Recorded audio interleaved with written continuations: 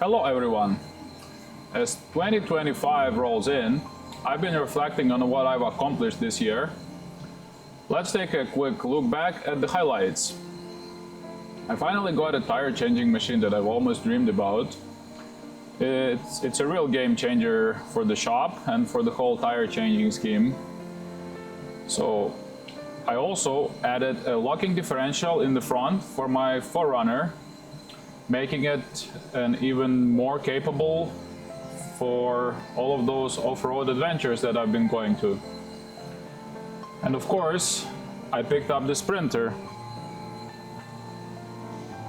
This is going to be a foundation for some exciting new projects for this whole new year and maybe for the years to come.